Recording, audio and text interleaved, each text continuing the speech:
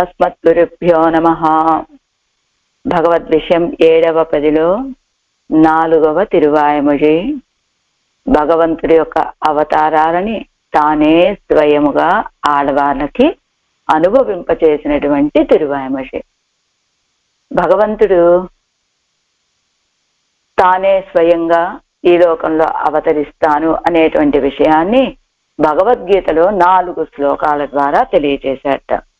ఏమిటి ఆ శ్లోకాలు అంటే, బహూని మే వ్యతీతాని అనేటువంటి శ్లోకం, అజోపిసన్ అవ్యయాత్మ అనేటువంటి శ్లోకం, యదా యదా హి ధర్మజ్ఞ అనేటువంటి శ్లోకం, పరిత్రాణాయ సాధూనా వినాశాయ చ దుష్కృతా ధర్మ సంస్థాపనార్థాయ సంభవామి యుగే యుగే అనేటువంటి ఈ 4 శ్లోకాల్లో తాను స్వయంగా ఈ లోకంలో అవతరిస్తాను అని చెప్తాట భగవంతుడే.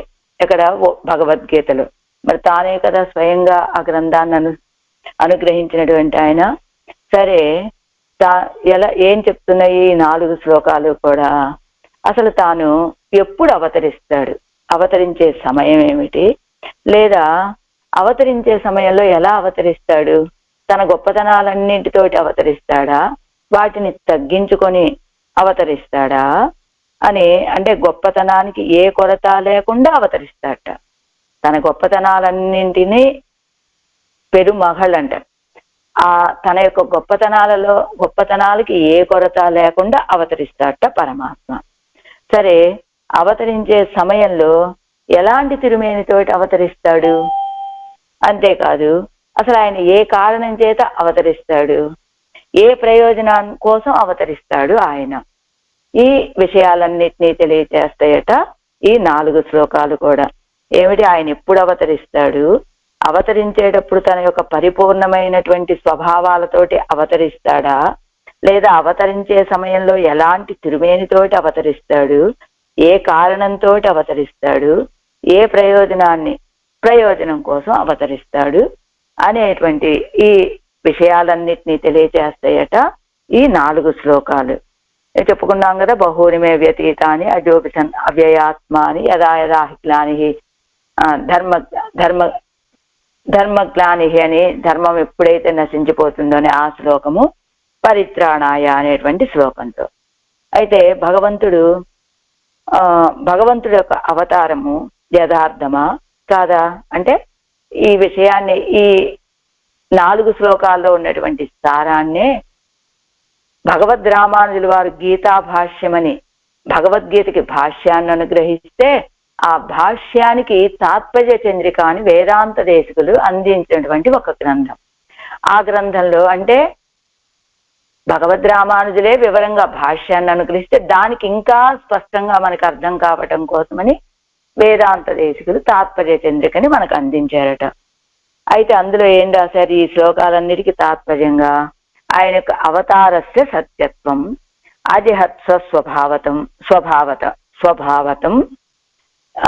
నెక్స్ట్ శుద్ధ సత్వ మయత్వంచ, స్వేచ్ఛా మాత్ర నిదానత, ధర్మజ్ఞానో సముదయ, సాధు సంరక్షణార్థత అని ఈ 6 విషయాలని అందించారట ఎవరు, వేదాంత దేశికులు వారు. ఏమిటా 6 విషయాలంటే, అవతారస్య సత్యత్వం అంటే భగవంతుడి యొక్క అవతారాలు మిథ్య, యథార్థమా అంటే మెయి, యథార్థమైనటువంటివి భగవంతుడి యొక్క అవతారాలు. సరే, అవతరించేటప్పుడు ఎలా అవతరిస్తాడు ఆయన, అజహత్ స్వస్వభావం అంటే తన యొక్క స్వభావాన్ని ఏ మాత్రం విడిచిపెట్టకుండా అలానే అవతరిస్తాడట. అయితే అవతరించినప్పుడు ఆయన యొక్క తిరుమేని ఎలాంటి తిరుమేనితో అవతరిస్తాడు ఆయన, శుద్ధ సత్వమయత్వంచ అని శుద్ధ సత్వమయమైనటువంటి తిరుమేనితో అవతరిస్తాడు. అయితే ఆయన ఎందుకు అవతరిస్తాడండి, ఎలా అవతరిస్తాడు, మనలాంటి వాళ్ళకి పుట్టుకలు వస్తూ ఉన్నాయంటే మన కర్మలని అనుభవించడానికి. మరి ఆయన ఎందుకు అవతరిస్తాడు, ఆయనకు కూడా కర్మలు ఉన్నాయా, ఆ కర్మలని అనుభవించడానికే అవతరిస్తాడా? కాదండి. ఆయన యొక్క అవతారం స్వేచ్ఛా మాత్ర నిదానత, ఇచ్చయాల పెరప్పు, ఆయన కావాలని కోరికతోటి వచ్చి అవతరిస్తాడు. మనలాగా కర్మలని అనుభవించడానికి వచ్చి అవతరించేటువంటి వాడు కాదు పరమాత్మ. సరే, ఏ కారణం చేత అవతరిస్తాడు ఆయన, కారణం ఏంటి ఆయన అవతరించడానికి, కర్మలేం లేవు మనలాగా అనుభవించడానికి, ఆ కర్మల కారణంగా అవతరించడు. మరి ఏ కారణం చేత? ధర్మజ్ఞానవు సముదయ, అంటే ధర్మానికి ధర్మము కుంటుబడినప్పుడు అవతరిస్తాడు. సరే, అప్పుడు ఆయన అవతరిస్తాడు, ఏం చేస్తాడు? ఆయన అవతరించడం వల్ల కలిగే ప్రయోజనం ఏమిటి అంటే సాధు సంరక్షణార్థత. అంటే సాధు పురుషుల యొక్క సాధు పరిత్రాణం అంటారుగా, పరిత్రాణాయ సాధునా వినాశాయచ దుష్కృతాం అన్నట్లుగా, వినాశాయచ దుష్కృతాం అనేది ప్రయోజనం కాదు, పరిత్రాణాయ సాధునాం అనేటువంటిది మాత్రమే భగవంతుడి యొక్క ఉద్దేశం. ఇది ఎలాగైతే జరిగిందో అది ఆటోమేటిక్ గా జరిగిపోతుంది. కాబట్టి అది ధర్మాన్ని పరిరక్షించడం కోసమని సాధుజనులు అంటే ఆయన్ని ఆశ్రయించినటువంటి భాగవతోత్తములని రక్షించడం కోసమని వస్తాట భగవంతుడు అవతరిస్తాడు. అలాంటి అవతారాల విషయంలో ఈడుపడినటువంటి వారు మన నమ్మాళ్వార్లు. మొదలాళ్వార్లు ముగ్గురు కూడా భగవంతుడి యొక్క పరాని చెప్పబడేటువంటి ఆ స్థితికి ఈడుపడితే, ఆ తర్వాత ఉన్నటువంటి పర వ్యూహంలో అంతర్యామిత్వంలో ఈడుపడినటువంటి వారు తిరుమషై ఆళ్వారు. అలానే విభవావతారాల్లో ఈడుపడినటువంటి వారు పెరియాళ్వార్లు, వారి కుమార్తె అయినటువంటి ఆండాళ్ళు తాయారు, కులశేఖర ఆళ్వారు, నమ్మాళ్వారు. ఆ తర్వాత విభవం అయిపోయిన తర్వాత అంతర్యామి అయిపోయింది, విభవం అయిపోయింది, అర్చ సామాన్య విషయంలో ఈడుపడినటువంటి వారు తిరుమంగయ్య ఆళ్వారు. అర్చ విశేషంలో ఈడుపడినటువంటి వారు తొండరొడిప్పుడి ఆళ్వార్లు. అర్చ విశేషంలో అంటే అన్ని దివ్య దేశాల్లో ఈడుపడలేదు తొండరొడిప్పుడి ఆళ్వారు. కేవలం ఏ విషయంలో? పెరియ పెరుమాళ్ళని చెప్పబడే రంగనాథుడి విషయంలో మాత్రం ఈడుపడినటువంటి వారు తొండరొడిప్పుడి ఆళ్వారు. అందరికంటే కూడా మించి ఒక అడుగు దాటి వేసినటువంటి వారు ఎవరు? మధురకవి ఆళ్వారు, ఆండాళ్ళు తాయారు. వీరు ఎవరి విషయంలో? ఆచార్యుడి విషయంలో ఈడుపడినటువంటి వారు, ఆచార్య వైభవాన్ని ప్రకటింపచేసినటువంటి వారు వీరిద్దరు. అలా అర్చా పెరుమాళ విషయం, ఇది విభవావతారాలలో ఈడుపడినటువంటి వారు మన నమ్మాళ్వారు. ఈ తిరువాయిమొழிలో అదిగో ఆ విభవావతారాల్లో ఆయన చేసినటువంటి చేష్టితాలని అనుభవిస్తున్నారు ఈ తిరువాయిమొழிలో. ఎలా? భగవంతుడు తానే స్వయంగా వీరికి అనుభవింప చేయగా. అందులో నిన్న మొదటి పాత్రంలో ఆழிయజ చెంగుం విల్లుమెజ దిశై వాజేజ తండుం వాళుమెజ అప్పన్ అండం మోజయజ ముడిపాదమెజ అప్పన్ ఊజయజ ఉలగముండ వారే అని త్రివిక్రమావతార వైభవాన్ని అనుభవించారు ఆళ్వార్లు.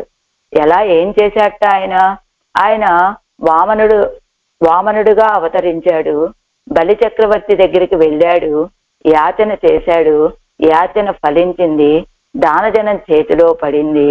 ఆ దానజలం చేతిలో పడగానే త్రివిక్రముడుగా పెరిగిపోయాడు. ఎలా పెరిగాట? 3 లోకాలని పొందటం కోసమని 7 లోకాలు దాటి తన పాదాన్ని పైకి పెట్టి కొలిచాట స్వామి. అది ఆయన యొక్క వైభవం. అలా పెరిగిన సమయంలో ఆయన యొక్క పంచాయుధాలన్నీ కూడా ఆయన కంటే ముందుగానే ఎలా పెరిగాయి, ఆయన్ని అనుసరించి ఉన్నాయి అనేటువంటి ఆ వైభవాన్ని, త్రివిక్రమావతార వైభవాన్ని అనుభవించారు నిన్న మొదటి పాసురంలో ఆళ్వారు. ఈవేళ రెండవ పాసురంలో ఆరుమలైక్కు, ఇది సముద్ర మథన ఘట్టాన్ని అనుభవిస్తున్నారు ఆళ్వార్లు. అంటే సముద్ర మథన సన్నివేశాన్ని ఆళ్వార్లకి అనుభవింపచేస్తూ ఉన్నారు పెరుమాళ్ళు ఈ రెండవ పాసురంలో. పాసురం 133వ పేజీ. ఆరుమలైక్కు ఎదిరిందోడిములి అరవూరు సులాయ్ మలదేయక్కుములి కడల్మారు సుజండు అజైక్కిందవలి అప్పన్ చారుపడా అముదం కొండ నాన్రే. ఆరుమలైక్కు అప్పన్ శారుపడ. అప్పన్ శారుపడ అంటే సర్వేశ్వరుడు. అప్పన్ అంటే సర్వేశ్వరుడు. శారుపడ, శారు అంటే దేవతలకు అనేది బ్రాకెట్లో, శారు అంటే మహా ఉత్సవం కలిగేటట్లుగా. ఏది?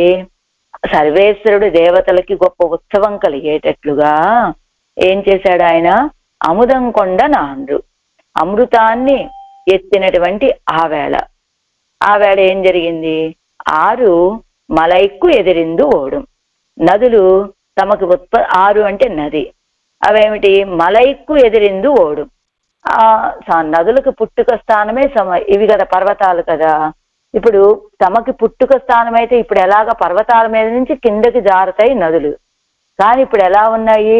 తమకి పుట్టుక స్థానమైనటువంటి సముద్రాల నదులు పర్వతాల మీదకి ఎక్కుతున్నాయట నదులు. అలాగా పర్వతాలకి ఎదురుగా తిరిగి ఓడుం పరిగెడుతూ ఉన్నటువంటి వలి శబ్దాన్ని అరవు, అది ఒక శబ్దం. అంటే పర్వతాల మీదకి ఈ నదులు తిరిగి, అంటే తన పుట్టుక స్థానమైనటువంటి పర్వతాలకి ఎదురుగా వెళ్తున్నటువంటి సన్నివేశం, అది ఒక శబ్దం. అంతేకాదు తర్వాత అరవు ఊరు సులాయ్, అరవు ఊరు సులాయ్. అరవు అంటే వాసుకి అనేటువంటి సర్పం. ఆ సర్పము శరీరాన్ని చుట్టి, ఊరు సులాయ్ శరీరాన్ని చుట్టి, మలై మందర పర్వతమునందు తేయిక్కుం ఒరుచుకునేటువంటి ఆ శబ్దం ఒకటి. అంతేకాదు ఆ తర్వాత ఒలి కడల్ మారు సుషండ్రు. ఒలి కడల్ సముద్రము సవ్యాలుగా తిరిగి మారు సుషండ్రు తిరుగుతూ ఉండేటువంటి ఆ శబ్దము అజై కింద వలి శబ్దమును, అంటే సవ్యము అపసవ్యంగా తిరిగి ఘోషిస్తూ ఉంటే వచ్చేటువంటి శబ్దం ఒకటి. ఇలాంటి శబ్దాలతోటి కూడి ఉన్నది ఆనాటి సముద్ర మదన ఘట్టం. ఆ ఘట్టాన్ని అనుభవింపచేస్తున్నారు ఆళ్వార్లకి పెరుమాళ్ళు. తాత్పర్యం ఏమిటి? సర్వేశ్వరుడు సముద్ర మదనాన్ని చేస్తున్నాడు. ఆ సమయంలో ఎలా ఉన్నదట అక్కడ సన్నివేశం? ఎదురు అలలు కొడుతూ ఉండటం చేత సముద్రంలో పడి సముద్రంలోకి వచ్చి చేరుతూ ఉన్నటువంటి నదులన్నీ కూడా సముద్రంలోకి వచ్చి చేరతాయి కదా. ఆ చేరేటువంటి నదులన్నీ వెనక్కి తిరిగి ఘోషిస్తూ పరుగులు పెడుతూ ఉన్నాయట. అంటే సముద్రం అంతా ఆ ఎదురలలు కొట్టడం చేత ఈ సముద్రంలోకి నదులన్నీ సముద్రంలోకి చేరతాయి. ఆ చేరే సమయంలో ఈ నదులు వచ్చేటువంటి మార్గం ఒకటి ఉంటుంది కదా. ఈ సముద్రమే అల్లకల్లోలంగా అలలు కొడుతూ ఉధృతంగా ఉండటంతో ఈ వచ్చినటువంటి నదులన్నీ మళ్ళా వెనక్కి తమ స్వస్థానానికి చేరుతున్నట్లుగా అలా వెనక్కి వెళ్తూ ఉంటే అది ఒక ఘోష. అంతేకాదు మందర పర్వతానికి వాసుకుని చుట్టి అలాగా చిలికితే దాని శరీరం రాళ్ల మీద ఒరుసుకొని పోయి ఆ రాళ్ల మీద ఒరిసి ఆ సమయంలో వచ్చేటువంటి శర అనేటువంటి ఒక శబ్దం. అంటే ఇంకొక శబ్దం సముద్ర క్షోభ చేత కలిగినటువంటి ఇంకొక శబ్దం. ఈ శబ్దాలన్నీ అక్కడ వర్ధిల్లుతూ ఉన్నాయి అంటున్నారు ఆళ్వార్లు ఈ పాసురంలో. ఆరాయరప్పడి ఆరు కడైందు అరుళగిరపోదు మలైகளில் காட்டில் கடலுக்கு கையாலே ஆறு மலையை நோக்கி ஓடுகிறவோ செய்யும். కడైందు అరుళగిరపోదు చిలికే సందర్భంలో మలైகளில் కాటిల్ కడలుక్కు గయ్యాలే. మలైகளில் కాటిల్ పర్వతాల కంటే కూడా కడలుక్కు గయ్యాలే 6 మలయ్యై నోక్కి ఓడుగిరవో చెయ్యం. ఆ సముద్ర మదనం చేసే సమయంలో పర్వతాల కంటే కూడా సముద్రమే ఎత్తుగా ఉన్నదట. ఇప్పుడు ఏదైనా సరే ఎత్తుగా ఉన్న ప్రాంతం నుండి పల్లపు ప్రాంతానికి నీళ్లు ఆటోమేటిక్ గా వెళ్ళిపోతాయి కదా. ఇప్పుడు మొదటగా పర్వతాలు ఎత్తుగా ఉన్నాయి. ఆ పర్వతాల మీద నుంచి ప్రవహించేటువంటి నదులలో జలాలన్నీ కూడా వచ్చి మట్టంలో ఉన్నటువంటి సముద్రంలో చేరిపోయాయి. ఇప్పుడు ఈయన సముద్రాన్ని చిలకటం మొదలు పెట్టాడు కదా. ఏమైంది? సముద్ర జలమేమో ఎత్తుగా అయిపోయింది. ఆ ఎత్తుగా ఉన్నటువంటి ఈ పర్వతాల మీద నుంచి వచ్చినటువంటి నదీ జలం మట్టమైపోయింది. అప్పుడు ఆ నదుల్లో ఈ సముద్రంలో ఉన్నటువంటి ఈ జలాలన్నీ కూడా సముద్ర జలాల్లో చేరినటువంటి నదులన్నీ కూడా వాటి మార్గాల గుండా వెనక్కి వెళ్ళి తమ స్వస్థానాన్ని చేరుతూ ఉన్నాయన్నమాట. అలా 6 మలయ్యై నోక్కి ఓడుగిర ఓసేయం. ఈ నదులు తమ యొక్క పుట్టుక స్థానమైనటువంటి పర్వతాలను చూస్తూ పరిగెడుతూ ఉండేటువంటి ఒక శబ్దం, అది ఒక శబ్దం. పాంబిన్ ఒడంబై చుత్తి మలయ్యై తేయిక్కిరధ్వనియం. ఆ పాము యొక్క శరీరాన్ని ఆ మందరగిరి పర్వతానికి చుట్టి మలై తేయిక్కిరధ్వనియం. ఇలా ఇలా ఇలా చిలుకుతూ ఉంటే ఆ వాసుకు యొక్క శరీరము ఆ పర్వతానికి రాసుకొని, ఇప్పుడు చెప్పారు కదా శర శర శర అని, అలా ఒరుచుకునేటువంటి ఒక శబ్దం వస్తుంది కదా, ఆ శబ్దం ఒకటి. అంతేకాదు పర్వతత్తై వలిత్త పోదు ఇడము వలముమాయిచ్చుజందు ఘోషిక్కిర ఘోషము. ఆ పర్వతాన్ని ఇలా ఇలా తిప్పేటప్పుడు ఒకసారి కుడి చేతి వైపు, ఒకసారి కుడి చేతి వైపు లాగుతాం, ఒకసారి ఎడం చేతి వైపు లాగుతాం. ఇలా రెండు చేతులతోటి లాగుతూ తిప్పుతూ ఉంటాం కదా.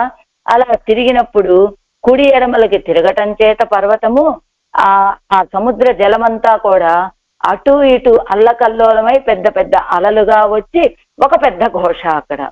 ఆ అలలన్నీ కూడా ఒకదాన్ని ఒకటి మోదుకొని వచ్చేటువంటి శబ్దం. ఎన్నప్పన్ నీరు కోదాంబడి పసై పడక్కడైంద అమృతం వాంగిన నాల్ ఇవ ఎల్లాం ఉళవాయన ఎందు సముద్ర మదన ప్రక్రియయ్యై అనుభవిక్కిరార్. ఎన్నప్పన్ మా స్వామి నీరు కోదాంబడి, నీరంతా కూడా ఇదంతా ఒట్టి వ్యర్థ పదార్థం అండి అనేటట్లుగా ఆ నీటిలో ఉన్నటువంటి సారమైనటువంటి పసైప్పడా కడైంద అమృతం వాంగిన నాల్. అదిగో నీళ్ళంతా వ్యర్థమండి, ఇందులో సారమైనటువంటిది ఈ అమృతం మాత్రమే అని ఆ అమృతాన్ని తీసుకున్నటువంటి ఆ రోజు ఎలా ఉంది, ఎల్లాం ఉళవాయన. ఈ శబ్దాలన్నీ అక్కడ ఉన్నాయండి. ఒకటేమో పర్వతాల మీదకి ఎక్కుతూ ఉన్నటువంటి నదీ జలాల శబ్దం, రెండవది పర్వతానికి చుట్టి వాసుకుని ఆ మందరగిరి పర్వతానికి వేసి చుట్టి చిలకటం వల్ల ఆ వాసుకి పర్వతానికి రాసుకున్నటువంటి ఆ శబ్దం ఒకటి. ఆ పర్వతం ఇటా కుడివైపుకి ఎడం వైపుకి తిప్పడం వల్ల ఆ అలలన్నీ కూడా ఒకసారి కుడికి ఒకసారి ఎడమకి వెళ్ళి ఆ అలలన్నీ ఒకదానికొకటి ఢీకొని వచ్చేటువంటి శబ్దం. ఆ శబ్దాలతో నిండిపోయింది ఆనాడు అని సముద్ర మదన ప్రక్రియ అనుభవిక్కిరారు. సముద్ర మదన ఘట్టాన్ని అనుభవిస్తున్నారట ఆళ్వార్లు ఈ పాసురంలో. పన్నీరాయర్పడి అనంతరం అమృత మదన వృత్తాంతత్తై అనుసంధిత్తు సంతుష్టరాగిరారు. అమృత మదన వృత్తాంతాన్ని అనుసంధానం చేసుకున్నటువంటి ఆళ్వార్లు సంతుష్టరాగిరారు, చాలా సంతోషంతో తృప్తిగా ఉన్నారట. ఆళ్వార్లకి ఎందుకండి సంతోషం? సముద్ర మదన చేస్తే అమృతం వస్తుంది, ఆ అమృతాన్ని పొందిన దేవతలకు కదా సంతోషం కలగాలి. మరి ఆళ్వార్లకి ఎందుకు సంతోషం? ఈ సముద్రాన్ని మదిస్తే లోపల ఉన్నటువంటి లక్ష్మీదేవి బయటికి వస్తుంది, అంటే పురుషకారభూతురాలైనటువంటి పిరాట్టిమారులు పెరుమాళ్ళకు పక్కనే వేంచేసి ఉంటారు. ఇంకా మనం ఆయన్ని ఆశ్రయించినా కూడా మనకి రక్షణ విషయంలో ఏ కొరత ఉండదు. ఇంకా మనల్ని వెళ్ళిపోవయ్యా ఆళ్వారే అనేటువంటి వాళ్ళే ఉండరు, ఆవిడ వచ్చి పక్కన చేరితే అని ఆళ్వార్లకు సంతోషమట. అసలు వీళ్ళు ఈ సముద్ర మదనాన్ని ఎందుకు చేశారు అంటే, అప్పన్ అంటే ఎలాంటి వాడు? మహోపకారకనాన సర్వేశ్వరన్, గొప్ప ఉపకారకుడైనటువంటి సర్వేశ్వరుడు. ఏం చేశాడు ఆయన? శారుపడా దేవరగడుక్కు మహోత్సవం ఉండాంబడియాగా. శారు అంటే సారము అని చెప్పుకోవచ్చు, శారు అంటే ఉత్సవము అని. అంటే దేవతలందరికీ కూడా గొప్ప ఉత్సవం అయ్యేటట్లుగా, ఆనందం కలిగేటట్లుగా. ఉత్సవం అంటే ఆనందాన్ని కలిగించేటువంటిదే కదా. ఆనందం కలిగేటట్లుగా అముదం కొండ నాన్రు కడల ఇక్కడైందు అమృతత్తై కొండ నాళ్. కడల ఇక్కడైందు అమృతత్తై కొండ నాళ్. ఆ సముద్రాన్ని చిలికి అమృతాన్ని పొందినటువంటి ఆ వేళ. అసలు ఈ దేవతల కోసమని పరమాత్మ సముద్రాన్ని ఎందుకు మధించాడు అంటేనట, దేవతలు లక్ష్మీ విహీనులుగా ఉన్నారట. లక్ష్మీ అనుగ్రహం లేని వాళ్ళుగా ఉండటం చేత ఆ దేవతలంతా కూడా ఎందుకు ఆ మహర్షి యొక్క శాపంతో ఆ దేవతల యొక్క సంపదంతా కోల్పోగ ఆ దేవతలు వెళ్ళి పరమాత్మని ప్రార్థించగా ఏం చెప్పాడు ఆయన? మాకు ఈ దారిద్ర్యం నుండి మా దారిద్ర్యాన్ని తొలగింప చెయ్యవయ్యా అని ప్రార్థిస్తే ఏం చేశాట ఆయన? అప్పుడు ఆయన సముద్రాన్ని చిలికితే అమృతం వస్తుంది, ఆ అమృతాన్ని తాగండి, మీరు ఏమిటి అమృతత్వాన్ని పొందుతారు, మీరు మృత్యుంజయులు అవుతారు అని చెప్పాట. అప్పుడు ఆ సముద్రాన్ని మదించడానికి ఉద్యుక్తులయ్యారు దేవతలు. ఆ దేవతలు ఉద్యుక్తులైనప్పుడు పరమాత్మ ఏం సలహా చెప్పాడు? వెళ్ళి సముద్రాన్ని చిలకటము అంటే చాలా చిన్న విషయమేం కాదు కదా, చాలా పెద్ద కార్యం కదా అది. ఆ పెద్ద కార్యాన్ని చెయ్యాలి అనుకున్నప్పుడు అచ్చగా దేవతల చేత ఆ కార్యం పూర్తి అవుతుందా లేదా అనే పూర్తి అవుతుందనే విశ్వాసం లేదు పరమాత్మకి. ఎందుకంటే దేవతలు చాలా సుకుమారులు, కష్టమైనటువంటి కార్యాలు చేయలేరట. అప్పుడు ఏమిటి అహి మూషిక న్యాయమట. అహిమూషిక న్యాయం అని ఒక న్యాయాన్ని అనుసరించి, అహి అంటే పాము, మూషికము అంటే ఎలుక. ఆ ఒక న్యాయం ఉందయా, అహిమూషిక న్యాయమని. ఆ న్యాయాన్ని అనుసరించి మీరు వెళ్ళి అసురులని ప్రార్థించండి, వారు మీరు ఇద్దరూ కలిసి సముద్రాన్ని చిలుకుదురు. ఎందుకు? అహిమూషిక న్యాయము అంటే ఏమిటట? అహి అంటే పాము కదా, పాముకు ఆహారం ఏమిటి? ఎలుకలు. ఈ ఎలుకలు ఆ రెండు ఒకదాని మీద ఒకటి విశ్వాసాన్ని కలిగి ఉంటాయా? ఎప్పుడూ కలిగి ఉండవు.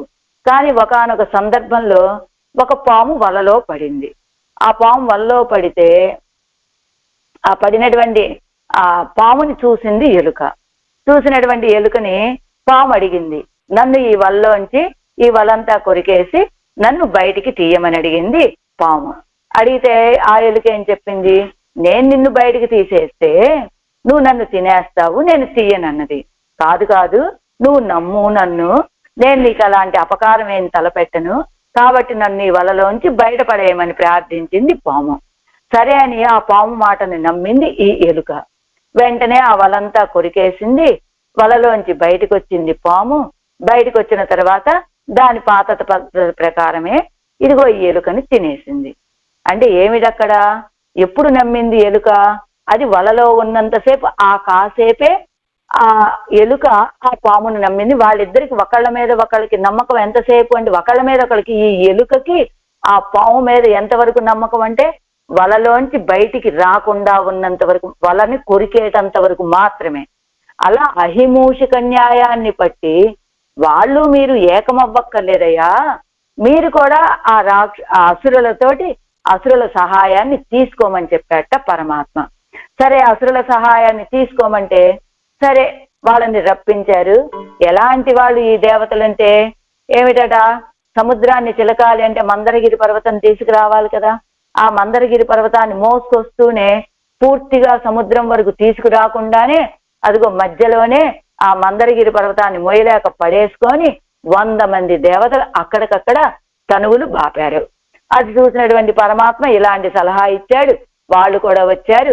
ఈ లోపు ఏం చేశాడు? ఈయనే ఆ మందరగిరి పర్వతాన్ని గరుడ ఆళ్వార్ల మీద పెట్టుకున్నాడు, తీసుకువచ్చాడు, ఆ పాల సముద్రంలో పడవేశాడు. ఇంకా చిలకటం మొదలెట్టారు.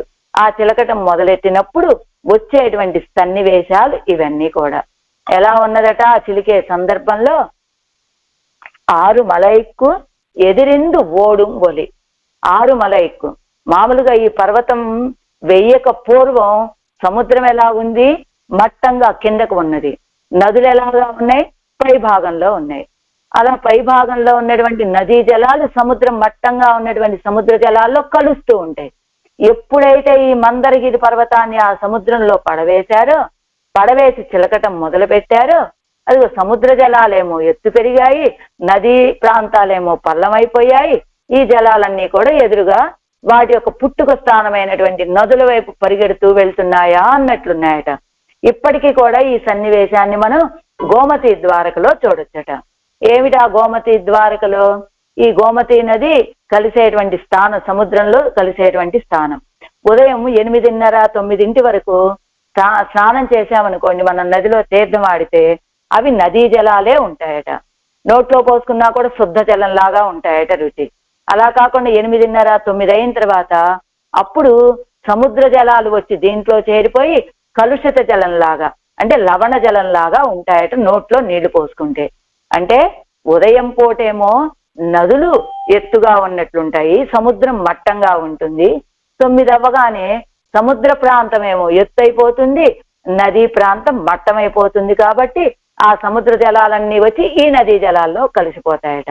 అలా ఇక్కడ కూడా ఆరు మలైక్కు ఎదిరిందు ఓడుమొలి అని ఎలా ఉన్నదట? ఈ శబ్దాలన్నీ కూడా అంటే చెప్తారు కదా వేలక్కుడి స్వామి వారు. ఈ సందర్భం రాగానే వాళ్ళ నాన్నగారు ఒక అనుభవాన్ని అనుభవించేవారట. ఏమిటి ఆ శబ్దము అంటే, ఆ తిరువరంగంలో అంటే శ్రీరంగంలో నంబెరుమాళకి ఉత్సవం జరిగే సమయం. కొన్ని ఉత్సవాలు వాయిద్యాలు లేకుండా జరుగుతాయట. ఆ వాయిద్యాలు లేకుండా జరిగే సమయంలో ఒకటి కొడై శబ్దం, అంటే గొడుగు ఉంటుంది కదా స్వామికి వెనక, ఆ గొడుగు ఇలా ఇలా తిప్పుతూ ఉంటారు కదా ఇలా రౌండ్గా, ఆ గొడుగు శబ్దం ఒకటి, ఆ నంబెరుమాళని ఇలాగా ఆ శ్రీపాత్తాంగులు మోసుకుంటూ వెళ్తారు కదా, వెళ్ళేటప్పుడు ఆ శ్రీపాత్తాంగుల యొక్క పాదాల శబ్దం ఒకటి, ఆ పైన పల్లకి మీద ఉన్నటువంటి పెరుమాళ యొక్క ఆభరణాల శబ్దం ఒకటి, ఉన్నటువంటి అరయరగానం చేసేటువంటి అరయర్ల యొక్క తాళము శబ్దం ఒకటి. ఇలా 4 శబ్దాలు ఉంటాయట అక్కడ. ఎప్పుడు శ్రీరంగంలో ఉత్సవంలో వాయిద్యాలు లేకుండా ఉత్సవం జరిగే సమయంలో కొడై శబ్దం ఒకటి, ఆభరణ శబ్దం ఒకటి, శ్రీపాత్తాంగుల యొక్క పాదధ్వని ఒకటి, అరయరు స్వాములు తాళం వేసే ధ్వని ఒకటి. ఇలాంటి ఈ ధ్వనులు ఏం చెప్తారట వాళ్ళ నాన్నగారు,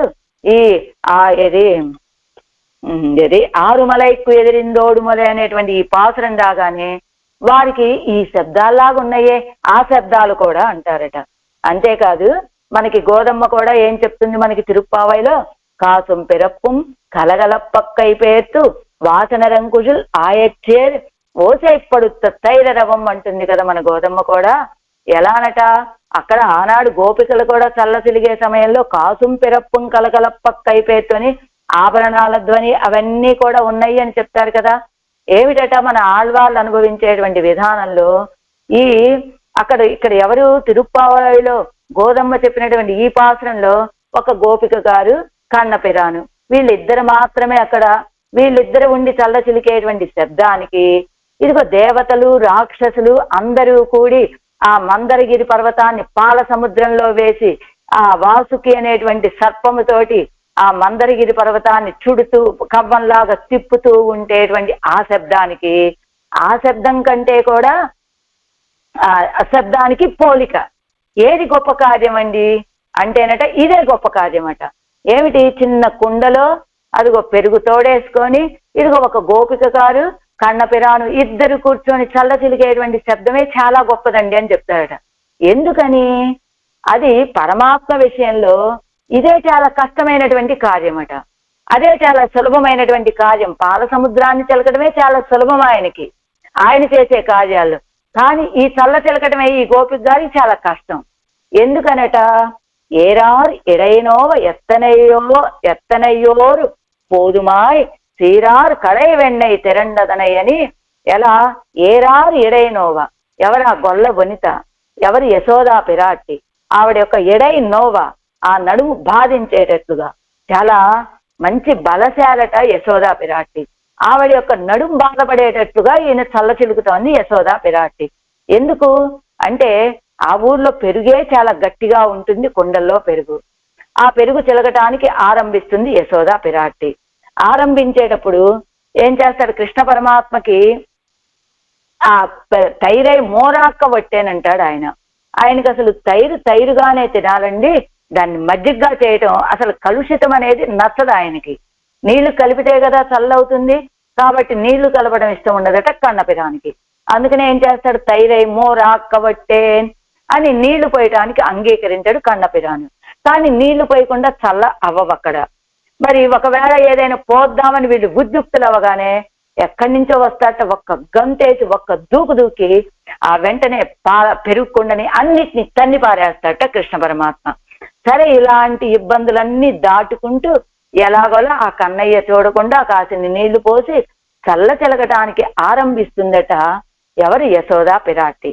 ఆరంభించగానే ఏరారు ఎడైనోవా అని ఇదిగో ఆయన తెలియకుండా కాస్త నీళ్లు పోస్తేనే కదా ఆ పెరుగు చల్లయ్యేది, మజ్జిగ అయ్యేది. అందుకని మొదలు పెట్టగానే వచ్చి నిన్ను నేను చల్ల చిలకనివ్వను అని గట్టిగా నడుము పట్టేసుకుంటాడట. అందుకని ఏరారు ఎడైనోవా, అంత బలశాలి అయినటువంటి ఆ యశోదా పిరాట్టి యొక్క నడుము కదలనట్టుగా పట్టుకుంటాడట. అలాంటిది ఆ చల్ల చిలికేటువంటి సన్నివేశం. ఈ సన్నివేశమే భగవంతుడికి ఇదిగో సముద్రం చిలుకుదాము అన్నారనుకోండి, అదేమిటి, అన్య ప్రయోజనం ఇతర ప్రయోజనాలని ఆశించి చేసినటువంటి కార్యం, ఇతర ప్రయోజనాలను కోరుకునే వాళ్ళ కోసం చేసిన కార్యం ఆ సముద్రాన్ని చిలకటం. అనన్య ప్రయోజనులైనటువంటి గోపికల కోసం చేసిన కార్యం ఈ బృందావనంలో చల్లచిలకటం. కాబట్టి పరమాత్మ సముద్రాన్ని మదిద్దామా అని ఎవరైనా అడిగారనుకోండి, మొహం ఇలా పెట్టుకుంటాట. ఇదిగో రేపల్లెలో చల్ల చిలుకుతావా అనగానే చిరునవ్వులు నవ్వుకుంటూ వస్తాట. ఎందుకని? అది ఇతర ప్రయోజనాలని ఆశించిన వాళ్ళ కోసం చేసిన కార్యం కాబట్టి, ఇది తననే పొందడానికి వాళ్ళు చేసేటువంటి కార్యం కాబట్టి ఇదంటే చాలా ఇష్టమట కన్నపిరానికి. మరి ఎందుకండి దేవతల కోసం అంత కష్టపడి ఆ కార్యాన్ని ఎందుకు చేశాడు? సముద్రాన్ని ఎందుకు మదించాడు అంటే, మరి దేవతలు కూడా ఆశ్రయించి స్వామి ఇతర ప్రయోజనమే ఆశించింది, కానీ తననే అడిగారు కదా, అంచేత ఆ సముద్రాన్ని చిలికేట స్వామి. అలా ఇక్కడ ఉన్నటువంటి శబ్దాలన్నీ కూడా ఎలా ఉన్నాయి అంటే, ఇదిగో ఆరుమలైక్కు ఎదిరిందోడు మొలి అని ఇలా సముద్ర మదనం చేసేటువంటి ఆ సమయంలో ఆ పరమాత్మకు ఉన్నటువంటి పేరు. ఎందుకు? ఒక్కొక్క అవతారంలో ఒక్కొక్క నామం ఉంటుంది కదా ఆయనకి. అజితన్ అనేటువంటి తిరునామమట ఆయనకి. అంటే గజేంద్ర మోక్ష సమయంలో ఉన్నటువంటి పెరుమాళకి హరి అనేటువంటి తిరునామం, పాల్గడలని చిలికినటువంటి పెరుమాళకేమో అజితన్ అనేటువంటి తిరునామం. అజితన్ అంటే ఏమిటట అంటే, ఎవ్వరికి కూడా జయించడానికి సాధ్యం కానటువంటి వాడు, ఎవ్వరి చేత జయింపబడనటువంటి వాడు, అందుకని అజితన్ అనేటువంటి తిరునామం. అయితే అలాంటి పరమాత్మకి ఎన్నెన్ని జన్మలు అంటే తానే స్వయంగా చెప్పాడు కదా, బహూని మే వ్యతీతాని అని తనకి అనేక జన్మలని తాను చెప్పాడు. అలానే ఆపదాన్నే ఆళ్వాళ్ళేమో జన్మం తలపల చేయదు అని ఆళ్వాళ్ళు చెప్పారు. అదే పరమాత్మని గురించి వేదం అన్నది అజాయమానో బహుదా విజాయతే అని వేదం చెప్పింది. అందుకని ఈ న్యాయాన్ని ఏమంటారట? వేద వేద్య వైదిక న్యాయం అంటారట. వేద వేద్య వైదిక న్యాయం అంటే ఏమిటి? మొదటిది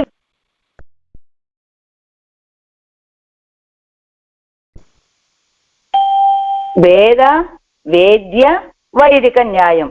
వేదం ఏం చెప్పింది? అజాయమానో బహుదా విజాయతే అని చెప్పింది. అదే వేదము చేత తెలియజేయబడేటువంటి పరమాత్మ వేద వేద్యుడు ఏం చెప్పాడు? బహూని మే వ్యతీతాని, నాకు అనేక జన్మలయ్యా అర్జున నీకులాగానే అని చెప్పాడు ఆయన. వైదికులైనటువంటి నమ్మాళ్ళ వాళ్ళు ఏం చెప్పారు? జన్మం తలపల చేయదు అని నమ్మాళ్ళ వాళ్ళు చెప్పినట్లుగా అలాంటి వేద వేద్య వైదిక న్యాయాన్ని బట్టి నాకు అనేక జన్మలు అని ఆయనే చెప్పాడు కదా. వేదము చెప్పింది, వేద వేద్యుడు చెప్పాడు, వైదికుడైనటువంటి నమ్మాళ్ళ వాళ్ళు చెప్పినట్టుగా అనేక జన్మలు.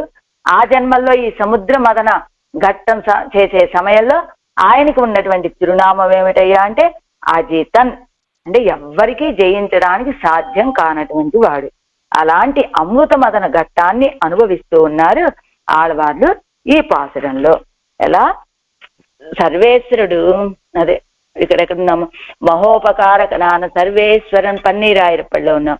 దేవరగడుక్కు మహోత్సవం ఉండాంబడియాగా కడలై కడైందు అమృతత్తై కొండనాళ్ళు. మహోపకారకుడైనటువంటి సర్వేశ్వరుడు దేవతలకి గొప్ప సంతోషం కలిగేటట్లుగా సముద్రాన్ని చిలికి అమృతాన్ని స్వీకరించిన రోజు కడైంద వేగత్తాలే ఆరుగళానవై తనకు పిరప్పిడమాన మలయ్యే నోక్కి. కడైంద వేగత్తాలే, ఆ చిలికే వేగంతో ఆ నదులనేటువంటివి తనకు పిరప్పిడమాన మలయ్యే నోక్కి, తమకు పుట్టుక స్థానమైనటువంటి ఆ పర్వతాన్ని చూస్తూ ఎదిరే ఓడుగిర వలియం, ఎదురుగా పరిగెడుతూ ఉండేటువంటి వలియం అంటే దిశ మార్చుకొని పరిగెడుతున్నాయి అవి ఇప్పుడు. అలాంటి ఆ శబ్దము వాసుకి ఆగిరప్పాం వినుడయవడంబై చుత్తి మందరత్తిలేతే ఇక్కిరవలియం.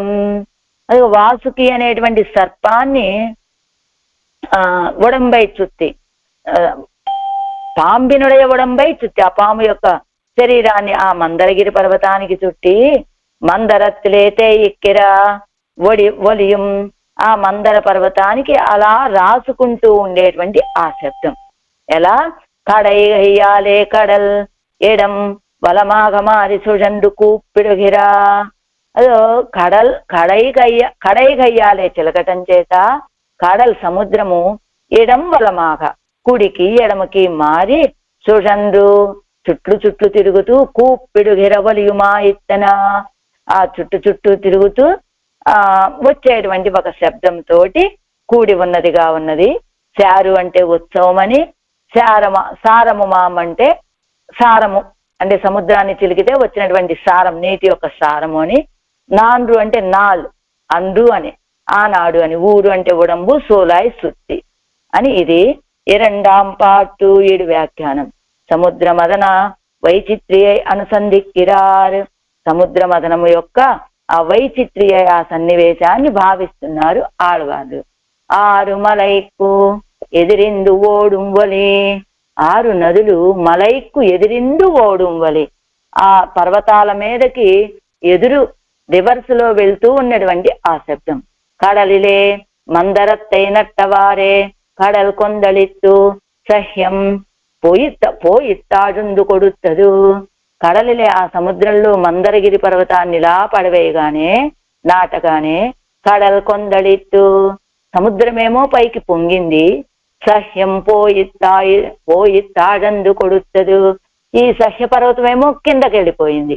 అంటే సముద్ర మట్టం పెరిగిపోయింది, పర్వత మట్టం కిందదైపోయింది. అలా ఈ సముద్ర మదన ఘట్టంలో పరమాత్మ మనం చెప్పుకున్నాం కదా, 8 రూపాలతోటి తానే వేంచేసి ఉండి ఈ సముద్ర మదనాన్ని గావించాడు అని. మందరగిరి పర్వతంలో ఉన్నాడు, వాసుకులే ఉన్నాడు, పర్వతం వాలిపోకుండా పైభాగాన్ని పట్టుకొని ఉన్నాడు, నీళ్లలో మునిగిపోకుండా కమఠ రూపంతో వేయించేసి అలా ఉన్నాడు అని. ఇలా ఇన్ని రూపాలతో వేయించేసినటువంటి పరమాత్మ సముద్రాన్ని చిలుకుతూ ఉంటే, సముద్రాన్ని చిలకటం కోసమని మందరగిరి పర్వతాన్ని సముద్రంలో ఉంచగానే వెంటనే ఆ పర్వతము, సముద్రమేమో పైకి పొంగింది, పర్వతాలేమో కిందకైపోయాయి. నీరానదు తాగంద విడత్తే ఓడక్కడ వదిరే. నీళ్ళంటే ఎలా ఉంటాయి? ఎటైతే పల్లపు ప్రాంతం ఉంటుందో అటు పరిగెడుతూ ఉంటాయి కదా. అలా 6 గలానవై మలయ్యై కురిత్తు తిరిట్టు ఓడుగిరపోదే ధ్వనియానదు ఇవర్కు చెవిప్పడు గిరపడి.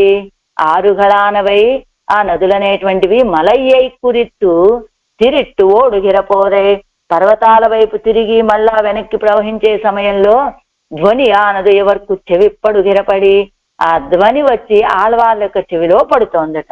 ఏమండి, ఇప్పుడు ఆళ్వార్లు ఈ సముద్ర మదనాన ఘట్టాన్ని అనుభవిస్తున్నారు అంటే వీరు కూడా పురాణాల్లోనూ భాగవతంలోనూ ఏదో వినటమో చదవటమో చేసి ఉంటారు కదా ఆళ్వారు. కాబట్టి ఆ జరిగిన సన్నివేశాన్ని వీరు ఊహించి భావిస్తున్నారా అంటే కాదండి. ఆళ్వార్లకి ఆ సముద్రము చిలికేటువంటి ఆ సమయంలో వచ్చే ఈ శబ్దాలన్నీ చెవిన పడుతూ ఉన్నాయట. ఎలాగా? అలా కూడా ఉంటుందా? ఎప్పుడో జరిగినటువంటి సన్నివేశం కదండి అది. ఇప్పుడు ఎలాగా? అయినా ఆళ్వార్లకి ఎప్పుడో జరిగిన సన్నివేశం ఇప్పుడు జరుగుతున్నట్టుగా ఎలా కనపడుతుందండి అంటే, ఎవరుకు కాలత్రయத்தில் உள்ளதெல்லாம் தெரியும்படியே அவன் வெளிச்சிறப்பெற்றது. ఆళ్వాళ్ళకి కాలత్రయத்திலும் உள்ளதெல்லாம், భూత భవిష్యత్ వర్తమాన కాలాల్లో అన్ని జరిగేవన్నీ కూడా ఇది తెలియంబడిరే, తెలిసేటట్లుగా కదా వారు జ్ఞానాన్ని అనుగ్రహించారు సర్వేశ్వరుడు. ఎలాగట? ఆళ్వాళ్ళకి అలా కూడా దర్శనం ఇస్తుందా అండి? ఎప్పుడో జరిగిపోయినటువంటి సన్నివేశం ఇప్పుడు ఎలాగా? ఆళ్వాళ్ళైతే ఏ పురాణాల్లోనో విని ఆ వైభవాన్ని మొత్తం ఒక చిత్రీకరణ చేసుకొని ఊహించేటువంటిది కాదా అంటే కాదు. ప్రత్యక్షంగా ఆనాడు సముద్ర మదనం జరిగినట్లుగా ఇప్పుడు సముద్ర మదన ఘట్టం ఎదురుగా ప్రత్యక్షమైతే ఆ శబ్దాలన్నీ వింటున్నారట ఆళ్వాళ్ళు.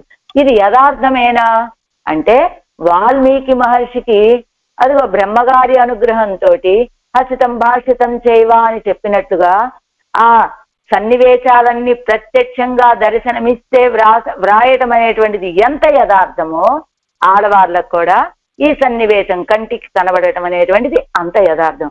వాల్మీకి రాసింది కనుక అలా చూసి రాయడం అనేది అసత్యం అన్నారనుకోండి, అప్పుడు దీన్ని కూడా మనం అలా భావించవచ్చు. కాబట్టి వాల్మీకి మహర్షి శ్రీమద్ రామాయణాన్ని అనుగ్రహించడం అనేటువంటిది ప్రత్యక్షంగా దర్శించిన దాన్ని రాశారు అనేటువంటిది యథార్థమని మనం విశ్వసించామంటే దీన్ని కూడా అలాగా యథార్థమని విశ్వసించాలి. మరి అలా కూడా ఉందా అంటే, ఆడవాళ్ళకు పెరుమాళ్ళు ఇచ్చినటువంటి జ్ఞాన వైసద్యం వల్ల అలా సేవించగలుగుతున్నారు. 6 సహ్యంగళై నోక్కి ఎదిరే ఓడుగిరవో చెయ్యం. 6 ఆ నదులన్నీ సహ్యంగళై నోక్కి పర్వతాల వైపు తిరిగి ఎదిరే ఓడుగిరవో చెయ్యం, ఎదురుగా వెళ్తున్నటువంటి ఆ శబ్దం. 6 ఊరు సులాయ్ మలైదేయ కుమలి అరవూరు సులాయ్ మలైదేయ కుమలి. ఆ ఎవరు వాసుకి, ఆ వాసుకిని మందరగిరి పర్వతానికి చుట్టారు కదా, ఆ చుట్టి ఇలా తిప్పుతూ ఉన్నప్పుడు దీని యొక్క చర్మం ఆ పర్వతానికి రాసుకొని శర శర శర అనేటువంటి ఒక శబ్దం. ఊరు అంటే ఉడంబు, సులాయి చుత్తి, వాసుకు ఈనుడయ ఉడలై చుత్తి కడైగిర పోదై చెర చెర ఎంగిర ధ్వనియం. వాసుకి అనేటువంటి ఆ సర్పాన్ని దాని యొక్క శరీరాన్ని పర్వతానికి చుట్టి తిప్పిన సందర్భంలో వచ్చేటువంటి చెరచెర అనేటువంటి ధ్వని. కడల్మారు సుజండు అషై కిందవలి.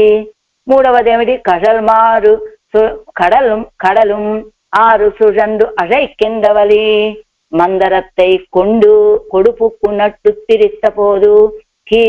கடல் மேலு கடலாய் கடல் மேல் கடலாய் கீழாய் பாயச்சல் போலே తిరయోడు తిరై తాకి కిళరుగుగిర ఒలియం.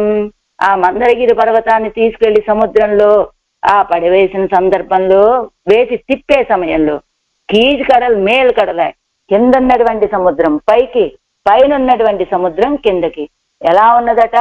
కిడా ఇప్పాయచ్చల్ పోలే తిరయోడు తిరై తాకి కిళరుగుగిర ఒలియం. ఇప్పుడు ఇట్లా చల్ల చిలికేటప్పుడు ఇలా రెండు తాళ్ళు ఉంటాయి. ఇలా ఇలా కుడి చేత్తో ఒకసారి, ఎడం చేత్తో ఒకసారి, ఇలా రెండు చేతులతోటి లాగి లాగి కదా తిప్పుతారు కదా ఆ కవ్వాన్ని. అలానే పర్వతాన్ని తిప్పేటప్పుడు ఒకవైపు కుడి చేత్తో లాగారనుకోండి, ఆ సముద్రంలో జలమంతా ఈ కుడి వైపుకి వస్తుంది. మళ్ళా ఎడం చేత్తో లాగారనుకోండి, మళ్ళీ ఆ జలమంతా ఎడం వైపుకి వస్తుంది. అలా ఒకసారి ఇటు ఒకసారి అటు తిప్పటం వల్ల ఈ జలాలు ఈ కుడి చేతి వైపుకు మొదట వస్తాయి కదా, మళ్ళా ఎడం చేతి వైపు లాగానే ఈ జలమంతా ఇటు వచ్చేసరికి అటువైపు ఉన్నటువంటి జలాలతోటి ఢీకొని ఎలా ఉన్నదంట అది కడల్ కిడాపాయచ్చల్ పోలే చిరయోడు చిరైతాకి. ఎలా రెండు పొట్టేళ్లు కనుక కొమ్ములతోటి ఢీకొంటున్నట్లుగా ఒక కెరటం వచ్చి ఇంకొక కెరటాన్ని ఢీకొంటోంది. అలా ఢీకొనకుండా ఉండాలి అంటే ఇప్పుడు కుడి చేతి వైపు లాగినప్పుడు ఆ నీళ్ళన్నీ ఇలా వచ్చాయనుకోండి, అవి ఇలాగా ఇంకో మార్గం కూడా వెళ్ళిపోతే ఈసారి ఎడం చేతి వైపు నుంచి లాగినప్పుడు ఆ తీర్థం అటు వెళ్ళిపోయింది కాబట్టి ఇటు ఎడం చేతి వైపుకి వస్తాయి. అప్పుడు కెరటాలు ఒకదానికొకటి ఢీకోవు. కానీ అలా కాకుండా ఒకసారి ఇటు లాగటంతో ఆ కెరటాలన్నీ ఇటువైపు, మళ్ళా ఇటువైపు రెండో వైపు లాగటంతో ఆ కెరటాలన్నీ ఎదురు ఇటువైపు రావటం చేత అప్పటికి ఇటు వస్తూ ఉన్నటువంటి కెరటాలు అటు నుంచి మళ్ళా వెనక్కి వచ్చిన కెరటాలు రెండు ఒకదాన్ని ఒకటి గుద్దుకొని ఎలా ఉన్నదంటే పొట్టేళ్లు మేష యుద్ధం అంటారట. రెండు పొట్టేళ్లు కొమ్ములతోటి గుద్దుకొని యుద్ధం చేస్తున్నట్లుగా ఉన్నదట. ఆ కెరటాలు ఒకదానికి ఒకటి రాసుకొని వచ్చేటువంటి శబ్దం. అప్పన్ ఉపకారకం శారుపడ కడలిల్ నీరు కోదాంబడి ప్రయోజనమాన అమృతం ఉండాగా. కడలిలో నీళ్ళంతా కూడా ఇదంతా వ్యర్థమే అనేటట్టుగా ప్రయోజనమైనటువంటి అమృతాన్ని బయటికి తీసినటువంటి శారెన్ను ఉత్సవమా ఉత్సవమని దేవజాతికు ఉత్సవం ఉండాంబడియాగ ఎన్నుదల్.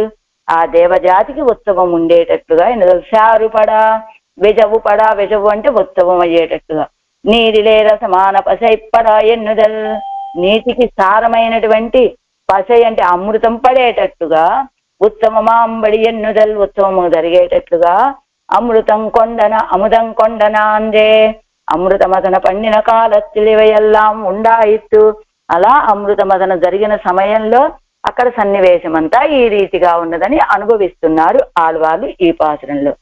ఆరుమలైక్కు ఎదిరిందోడి మొలి అరవూరు సులాయ్ మలదేయక్కుమొలి కడల్ మారు సుజండు అగై కిందవలి అప్పన్ శారుపడ అముదం కొండ నాంద్రే. మూండ్రాం పాటు మూడవ పాసురం. ఇందులో ఏ అవతారాన్ని అనుభవిస్తున్నారు? మహావరాహ వృత్తాంతத்தை అనుసంధిక్కిరారు. అది మహావరాహ అవతారం ఎత్తి భూమి పిరాటిని రక్షించాడే ఆ అవతారాన్ని అనుభవిస్తున్నారట ఆడవాళ్ళు. నాందిలవేజ్ మణ్ణుం తానత్తవే పిన్నుం నాందిలయేజ్ మలై తానత్తవే పిన్నుం నాందిలయేజ్ కడల్ తానత్తవే అప్పన్ ఊన్నీడందు ఈత్తిల్ కొండ నాడే. అప్పన్ అంటే స్వామి సర్వేశ్వరుడు. ఊంది ఇడందు భూమిని పెళ్ళగించి విడదీసి ఎయిత్తిల్ కొండనాళ్ళు, ఎయిత్తిల్ కొండ తన దంతము మీద ఎత్తుకొని వచ్చినటువంటి ఆ వేళ ఏజుమన్నుం సప్తద్వీపములు, ఏజ్ అంటే సప్తద్వీపములతో చేసినటువంటి భూమియు, ఏజుమన్ను అంటే సప్తద్వీపాలతో చేసినటువంటి భూమియు, నాంద్యల అంటే చలనము లేక, తాన్ అత్త పిన్నుం తన స్థానమందు ఉండెను. అంటే ఏజుమలై 7 సప్త కులాచలాలు నాంద్యల చలనము లేక స్వస్థానంలో ఉన్నాయి. తానత్త 7 కడల్ నాంద్యల మరియు 7 సముద్రాలు కూడా చలించకుండా, నాంద్యల అంటే చలించకుండా, తాన్ అత్త తన యొక్క స్వస్థానంలోనే ఉన్నాయి. అంటే 7 ఈ సప్త ద్వీపాలు కాని, సప్త సముద్రాలు కాని, సప్త పర్వతాలు కాని ఏవి చలించకుండా ఎక్కడ వాటి యొక్క స్వస్థానంలోనే ఉండిపోయాయి అని చెబుతున్నారు ఆళ్వార్లు. ఎప్పుడు ఆయన మహావరాహంగా ఎత్తి అన్నపిత్తిలో పడిపోయినటువంటి భూమి పిరాటిని రక్షించిన సమయంలో సర్వేశ్వరుడు వరాహావతారం ఎత్తాడు. పాతాళంలో అంటుకొని ఉన్నటువంటి భూమిని తన కొమ్ముతోటి పెళ్లగించాడు. విడదీసి ఎత్తుకొని వచ్చినప్పుడు సప్త ద్వీపాలు, సప్త సాగరాలు, సప్త కులాచలాలు కొంచెం కూడా తమ తమ స్థానాల నుండి చలించకుండా ఉండేటట్లుగా అనాయాసంగా తీసుకుని వచ్చాట పరమాత్మ అంటున్నారు ఈ పాసురంలో. ఆరాయర్పడి నాన్నిలా ఎన్నప్పన్ రసాతలగతయ్యాన భూమియై తిరువెయిత్తాలే ఎడందు ఎడుత్తు అరుళిన పోదు. സപ്തദ്വീപങ്ങളും സപ്തകുല പർവ്വതങ്ങളും സപ്ത സമുദ്രങ്ങളും തന്താമുടയ സ്ഥാനങ്ങളിലെ നിശ്ചലമായിരുക്കുമ്പടി എടുത്തരുളിനാൻ. ఇదెన్న ఆశ్చర్యం ఎన్నప్పన్ ఎంగిరారు. రసాతలాన్ని పొందినటువంటి భూమిని తన యొక్క దంతాలతోటి స్వామి బయటికి తీసి అనుగ్రహించిన సందర్భంలో ఆ సప్త ద్వీపాలు కాని, సప్త కుల పర్వతాలు కాని, సప్త సముద్రాలు కాని వాటి స్థానాలని కోల్పోకుండా, అంటే ఎక్కడా ఏవి చలించకుండా కదలకుండా నిశ్చలంగా ఉండేట్లుగా ఎడుత్తడినాన్ ఆ భూమి పిరాటిని రక్షించాడు. ఇదన్నా ఆశ్చర్యము అంటున్నారు ఆళ్వాళ్ళు ఈ పాసురంలో. పన్నీరాయర్పడి అనంతరం భూమి ఉద్ధరణ వృత్తాంతత్తై అనుసంధిత్తు ప్రీతరాగిరారు. భూమిని ఉద్ధరించినటువంటి వృత్తాంతాన్ని అనుసంధానం చేసుకున్న ఆళ్వాళ్ళు ప్రీతులవుతూ ఉన్నారు, సంతోషపడుతూ ఉన్నారు. తన్వడివై అప్పనంటే స్వామి ఏం చేశాడండి ఆయన? తన్వడివై అజియమారి నీరు కుయిరాయాదవరాహ వేషత్తై కొండ మహోపకారకన్. స్వామి ఏమిటి ఆయన చేసినటువంటి ఉపకారం మనకి అంటే, తమ్ ఒడివై అజియమారి ఎలా ఉండేటువంటి స్వామి? పరమపదంలో ఉండేటువంటి స్వామి, ప్రకాశిస్తూ ఉండేటువంటి స్వామి. అలాంటి స్వామి తన రూపాన్ని కూడా నశింప చేసుకొని వరాహ అవతారాన్ని ఎత్తాడు. వరాహ అవతారాన్ని ఎత్తినటువంటి గొప్ప ఉపకారకుడు. ఎందుకండి ఆయన వరాహ అవతారాన్ని ఎందుకు ఎత్తాడు? భూమి పిరాటిని రక్షించాలంటే వరాహంగానే అవతరించాలా? ఇంకొక విధంగా అవతరించచ్చు కదా. ఆవిని రక్షించడం ముఖ్యమైనటువంటి కార్యం. అలాంటప్పుడు ఏదో రీతిగా ఆవిని రక్షించచ్చు కదా. వరాహ అవతారమే ఎందుకు ఎత్తాట ఆయన అంటే, వరాహ అవతారం అంటే ఎలాంటిదంటే అది నేల మీద నడవగలదు, నేలలోనూ ఏదగలదు, బురదలోనూ సంచరించగలదు. అందుకని నీటికి, నేలకి, బురదకి అన్నింటిలోనూ నడవగలిగినటువంటి, సంచరించగలిగినటువంటి అవతారం కాబట్టి వరాహ అవతారాన్ని ఎత్తాట స్వామి. అలాగా ఎలాంటి స్వామి? పరమపదంలో శ్రీవైకుంఠంలో ప్రకాశించేటువంటి దివ్య మంగళ విగ్రహం కలిగినటువంటి ఆ స్వామి, సౌందర్య రాశీభూతుడు అని చెప్పబడేటువంటి ఆ స్వామి మహావరాహ రూపాన్ని ఎత్తినటువంటి ఉపకారకుడు. ఎలాగా? ప్రళయాంతర్గతయ్యాన భూమి అయి అండ కపాలத்தில் ఒట్టు విడుంబడి కుర్తి. ప్రళయాంతర్గతయ్యాన భూమి అయి ఎవరి కోసమని ఈ వరాహ అవతారం ఎత్తాడు? ప్రళయాంతర్గతయ్యాన ప్రళయంలో మునిగిపోయినటువంటి భూమిని అండ కపాలத்தில் ఒట్టు విడుంబడి కుర్తి. అండ కపాలంలో ఒట్టు విడుంబడి అతుక్కునేటట్లుగా కుత్తి గుద్ది అంటున్నారు. ఏమిటట? ఈ అండకపాలానికి గుద్దుకునేటట్టుగా అతుక్కునేటట్టుగా గుద్దాట స్వామి భూమి పిరాటిని. అసలు ఎక్కడున్నది ఈవిడ అంటే పాసిత్తూర్త పారు మగట్టు పేసిరుప్ప అని ఆ పాసురంలో పేసిరుప్పనగల్ పేచనవం పేరాదే అని ఇదిగో వరాహావతారం అయితే ఆయన మనకేం చేశాడు ఉపకారం అంటే ఇదిగో రెండు మనకి వరాహనాయనాలు ఇచ్చినటువంటి చర్మ శ్లోకాలు. ఏమిటవి? స్థితే మనసి సుస్వస్తే శరీరే సతియో నరః ధాతు సామ్యే స్థితే స్మర్త విశ్వరూపంచ మామజం తతస్థం మ్రియమాణంతు కాస్తపాషాణ సన్నిభం అహం స్మరామి మద్భక్తం నయామి పరమాంగతిం అని చెప్పినట్లుగా మనకి వరాహ చర్మ శ్లోకాలని అందించినటువంటి స్వామి. ఇప్పుడైతే ఏం చేశాడు ఈ స్వామి ఇప్పుడు అంటే అండభిత్తికి అతుక్కుపోయేటట్లుగా ఈ భూమిని వెళ్ళి తన కొమ్ములతోటి గుద్దాట. ఏ సందర్భంలో గుద్దాడు, ఎలా గుద్దాడు అంటే స్వామి ఈ భూమి పిరాటికి కింద 7 లోకాలు, పైన 7 లోకాలు, మొత్తం 7 14 లోకాలు. ఆ పైన ఉన్నటువంటి 7 లోకాలు ఇవన్నీ ఎలా ఉంటాయట? ఇప్పుడు మనందరి గృహాల్లాగా ఒకదాని పక్కన ఒకటి, ఒకదాని పక్కన ఒకటి, ఒకదాని పక్కన ఒకటి అలా ఉండవట ఈ లోకాలన్నీ. ఒకదాని మీద ఒకటి, ఒకదాని మీద ఒకటి, ఒకదాని మీద ఒకటి ఎత్తుగా ఉంటాయట ఈ లోకాలని. పై భాగానికి కొన్ని, కింద భాగానికి కొన్ని. అలా పైన ఉన్నటువంటి 7 లోకాలు భూహు భువః సువః మహః జనః తపః సత్య అనేటువంటి ఆ లోకాలన్నీ పై భాగంలో ఉన్నాయి. అలానే 7 లోకాలు కింద. ఈ 7 లోకాలు దాటిన తర్వాత ఆవరణ సప్తకం అంటారు. ఆవరణ సప్తకం అని ఎలాగా మనకి భగవద్ రామానుజుల వారు కూడా చతుర్దశ భువనాత్మక మండం దశగుణితోత్తరం చ ఆవరణ సప్తకం అని చెప్పినట్లుగా ఆవరణ సప్తకం అంటారు. 7 ఆవరణలు. అవే అప్పు, తేజస్సు, వాయువు, ఆకాశం, అహంకారం, మహాన్, ప్రకృతి. ఇవన్నీ కూడా 7 ఆవరణలు. అందుకనే శ్రీరంగంలో కూడా కోవెల్లో పెరుమాళకి 7 ప్రాకారాలట. ఈ 7వదైనటువంటి చివరిదేమిటి? 7వ ప్రాకారంలో చివరిది చిత్తిర వీధి. ఆ చిత్తిర వీధిలో పొరపాటు జరుగుతూ ఉంటే సప్తశివరణ పొరపాటు అంటారట దాన్ని. అలా 7 ఆవరణలు. అయితే ఈ ఆవరణలలో చివరిదేమిటయ్యా అంటే మూల ప్రకృతి చెప్పుకున్నాం కదా. 7 లోకాలు, 7 లోకాలు దాటిన తర్వాత ఆవరణ సప్తకము. ఆవరణ సప్తకం అంటే అప్పు, నీళ్లు, తేజస్సు, వాయువు, ఆకాశం, అహంకారము, మహాను, ప్రకృతి. ఈ మూల ప్రకృతి. ఈ మూల ప్రకృతికి చివరి భాగం దీన్ని అంటుకొని ఉంటుంది అండకటాహం. ఆ అండకటాహం ఎక్కడ ఉంటుంది? ఆ అండకటాహాన్ని ఆనుకొని మధ్యలో ఉంటుంది భూమి పిరాటి. ఆ భూమి పిరాటికి చుట్టూరా కూడా జల ప్రళయం. అలా జల ప్రళయంలో ఉన్నటువంటి భూమి పిరాటి దగ్గరికి వెళ్ళాడు వరాహ పెరుమాళ్ళు. అదిగో మన స్వామి వరాహావతారంతో. అలా వెళ్ళినటువంటి ఆ స్వామి ఏం చేశాట? తన యొక్క దంతాలతోటి వెళ్ళి ఆ భూమిని గుద్దినట్టుగా గుద్దాడు. గుద్దినప్పుడు ఏమైపోయిందట? ఈ భూమి వెళ్ళి అండకటాహానికి అతుక్కొని ఉన్నది. అతుక్కొని కుత్తి అంటే గుద్ది. ఆ గుద్దినప్పుడు ఏమవ్వాలి? అసలు నీళ్ళల్లో ఉన్నటువంటిది భూమి జలాల మధ్యలో ఉన్నది కదా.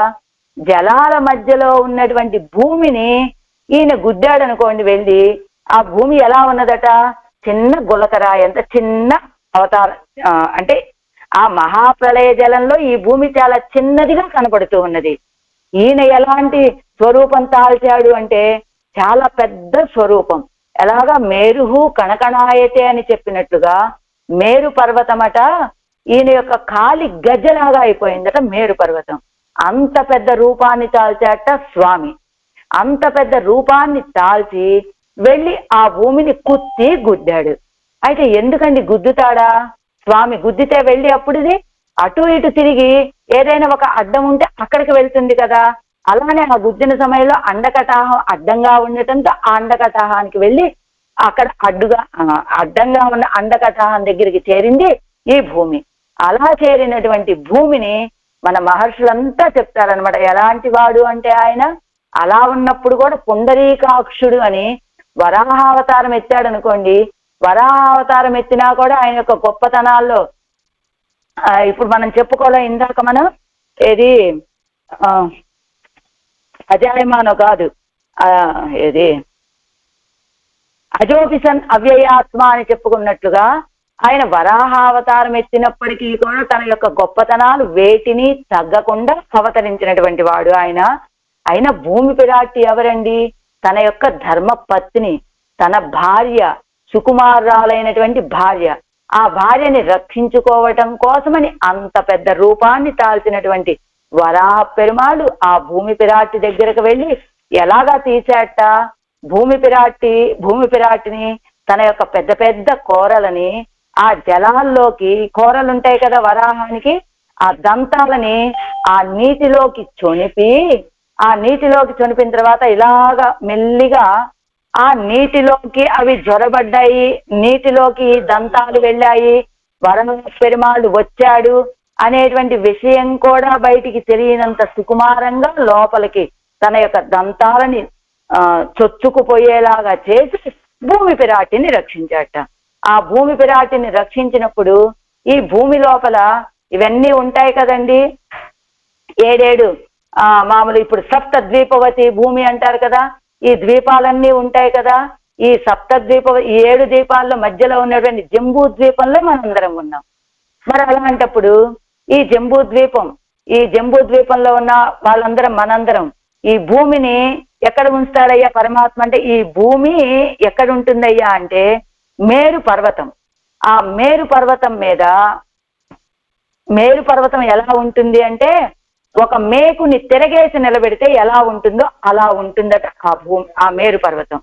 మేకు అంటే పైన తల భాగమేమో కిందకి, కొన భాగమేమో పైకి ఉంటుందట మేరు పర్వతానికి.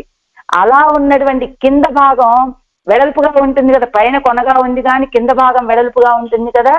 ఆ మేరు పర్వతానికి కింద ఉన్నటువంటి భాగంలో ఈ 7 ద్వీపాలు, సప్త ద్వీపవతి భూమి అన్నారు కదా, ఈ 7 ద్వీపాలన్నీ ఉంటాయట. కానీ కొంచెం ప్రమాదం జరిగి ఆ మేరు పర్వతం అటు ఇటు ఒరిగినా ఈ 7 ద్వీపాలు నశించిపోతాయి. కానీ అలా జరగకుండా ఉండటం కోసమని మేరు పర్వతానికి రక్షణగా, అది కదలకుండా ఉండటానికి, మేరు పర్వతానికి రక్షణ కాదు, మేరు పర్వతం వల్ల ఈ 7 ద్వీపాలకి రక్షణ కలగటం కోసమని ఇదిగో మేరు పర్వతానికి చుట్టూ సప్త కులాచలాలని 7 పర్వతాలు ఉన్నాయి కదా, వాటన్నిటినీ ఏర్పాటు చేశాట. ఇప్పుడు వీటన్నిటినీ తనలో కలిగి ఉన్నటువంటిది భూమి. ఈ సప్త కుల పర్వతాలు, మళ్ళీ వాటికి చుట్టూరా సప్త సముద్రాలు, మేరు పర్వతము, దాని చుట్టూ సప్త ద్వీపాలు, అవి కదలకుండా వాటికే హాని కలగకుండా సప్త కుల పర్వతాలు, ఇవన్నీ ఏర్పాటుతో ఉన్నటువంటి భూమి. అలాంటి భూమిని ఏం చేశాడు స్వామి? ఆ భూమి ప్రళయ జలాల్లో చిక్కుకొని ఉంటే తన కోరలతోటి పైకి తీశాడు. ఆ తీసినప్పుడు ఎక్కడ ఉన్నటువంటి సప్త కుల పర్వతాలు కానీ, ఈ సప్త ద్వీపాలు కానీ, మేరు పర్వతం కానీ ఏవి వాటి యొక్క స్థానాల నుండి పక్కకు జరగకుండా రక్షించాట స్వామి. అలా ఎలా చేశాడండి? అసలు కదలకుండా ఎలా ఉంటుందండి? భూమి కదిలినప్పుడు మనకు తెలుస్తుంది కదా. అంటే ఇప్పుడు ప్రతిరోజు కూడా భూమి తన చుట్టూ తాను తిరుగుతుంది, సూర్యుడు చుట్టూ తిరుగుతుంది. అయినా మనకేదైనా తెలుస్తోందా? మనకేం తెలియట్లేదు కదా. అలానే స్వామి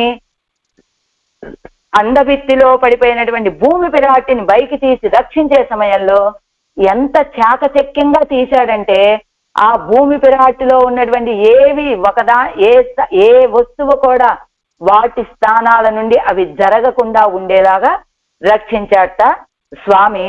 ఎంతలా తన భార్య కదా, అందుకని ఆ దంతాలని నీళ్లల్లోకి ప్రవేశింపజేసి, అంటే నీళ్లల్లోకి పెట్టి ఆ భూమిని అడుగు భాగం నుండి కుత్తి అంటే గట్టిగా గుద్దాడని కాదు, ఎలా తీశాట, ఎందుకు అంత పెద్ద రూపాన్ని తాల్చాడు స్వామి అంటేనట, ఇప్పుడు ఒక వస్తువుని ఒక ఘన పదార్థం, ఒక బండరాయి అనుకుందాం అనుకోండి.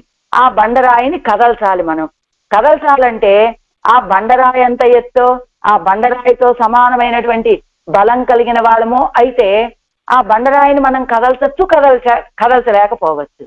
అప్పుడు ఏం చేయాలి? ఆ బండరాయి కంటే ఎక్కువ శక్తి కలిగిన వాడై ఉండాలి, బండరాయిని అనాయాసంగా కదపగలిగినటువంటి శక్తి కలిగిన వాడై ఉండాలి, ఆ బండరాయి కంటే కూడా చాలా పెద్ద స్వరూపం కలిగిన వాడు అవ్వాలి వీడు. ఆ బండరాయి 5 అడుగులు ఎత్తుంటే వీడు 3 అడుగులే ఉన్నాడు అనుకోండి, వీడేం కదపగలుగుతాడు దాన్ని? ఎంత బలం కలిగిన వాడైనా వీడికంటే పెద్దదాన్ని కదపలేడు కదా. అందుకనే అంత పెద్ద భూమిని రక్షించటం కోసమని ఇంత పెద్ద వరాహ అవతారం ఎత్తాట. ఎందుకని? ఆ భూమిని అనాయాసంగా పైకి తీయటం కోసమని.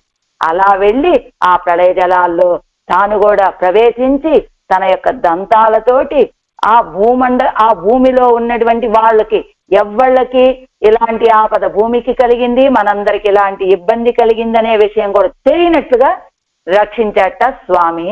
అంటే కుత్తి ఎలాగా గుద్దాట అంటే ఇది అండకపాలத்தில் ఒట్టు విడుంబడి కుత్తి, అండకపాలానికి వెళ్ళి అంటుకునేటట్లుగా గుద్ది ఏడందు విడదీసి ఏ ఇత్తిల్ మేలే ఆ దంతాల మీద కొండకాలத்தில் ఆ పెట్టుకున్న ఆ సందర్భంలో సప్తద్వీప రూపమాన భూభేదం గలానవై నజువాదే, సప్తద్వీపాల రూపంలో ఉన్నటువంటి భూమి భేదాలన్నీ కూడా నజువాదే కదలనట్టుగా నశించినట్టుగా స్వస్థానస్థంగళ అయితన తన యొక్క స్వస్థానాల్లో ఉన్నవయ్యాయి. అదుక్కు మేలే అదుక్కు ధారకమాన సప్తకుల పర్వతంగళం ఆ సప్త ద్వీపాలకి ధారకమైనటువంటి సప్త కుల పర్వతాలు అన్నాం కదా, వీటిని రక్షించుకుంటూ ఉండేటువంటి ఆ సప్త కుల పర్వతాలు కూడా చెలియాదనవాయికొండు అవి కూడా కదలకుండా ఉండి స్వస్థంగళాయితన స్వస్థానస్థంగళాయితన వాటి స్థానాల్లోనే అవి ఉన్నాయి. అదుక్కు మేలే సప్త సముద్రంగళం ఉడైందొజువాదే స్వస్థానస్థంగళాయితన అది కూడా సప్త సముద్రాలు కూడా ఉడైందెజుగాదే అవి కూడా వాటి స్థానాలని మారకుండా స్వస్థానస్థంగళాయితన వాటి స్థానాల్లోనే ఉన్నాయి సప్త సముద్రాలు కూడా. ఎంత జాగ్రత్తగా ఆ భూమి పిరాటిని రక్షించాట సర్వేశ్వరుడు అంటేనట. ఒక గాజు జాడి ఒక వ్యక్తికి ఇచ్చి ఇదిగో అక్కడ జాగ్రత్తగా పెట్టిరారా అన్నాడు అనుకోండి, ఆ వ్యక్తి తీసుకువెళ్ళి అక్కడ పెట్టి జాగ్రత్తగా పెట్టి చాలా సున్నితంగా చూడవలసినటువంటి వస్తువు చాలా జాగ్రత్తగా చూడమంటే అక్కడికి వెళ్ళి పెట్టాడు, ఇటు తిరిగేటప్పుడు డామ్ అని శబ్దం వచ్చిందట, పగిలిపోయినట్లు. అలాగా కుత్తి అనగానే వెళ్ళి గుద్దాడు ఆ స్వామి. ఎలాగా గుద్దాడు? అదిగో జాగ్రత్తగా ఉంచవలసినటువంటి గాజు వస్తువుని ఆ నిర్లక్ష్యంగా పెడితే కింద పడి పగిలిపోయినట్లుగా అలా భూమి పిరాటి ధ్వంసమయ్యేటట్లుగా వెళ్ళి గుద్దాడు ఆయన. కాదు తన యొక్క పత్ని అయినటువంటి భూమి పిరాటిని ఎంత సుకుమారంగా చూసుకోవాలో అంత సుకుమారంగా చూసుకునేటట్లుగా వెళ్ళి అండభిత్తి పక్కన ఆగి ఉండేటట్లుగా గుద్దాడు. అంతేగాని సుకుమారమైన కార్యాన్ని చాలా సుకుమారంగా చేశాడు వరాహ నాయనార్లు అంటున్నారు ఈ పాసంలో. 3ஆம் பாட்டு మహావరాహ వృత్తాంతత్తై అనుసంధిక్కిరార్. మహావరాహ అవతారాన్ని అనుసంధానం చేసుకుంటున్నారు ఆడవాళ్ళు. నాందిలవేజ్ మಣ್ಣుం తానత్తవే నాందిలయేజ్ ఏజు భూమియం నారాదపడి ఎడుక్కై. అదిగో ఏజు భూమియం ఆ 7 నాలాదపడి ఎడుక్కై అంటే అవన్నీ కూడా ఏమి నశించకుండా ఉండేటట్లుగా ఈ 7 లోకాలన్నిటిని కూడా ఎడుక్కై ఎత్తడం.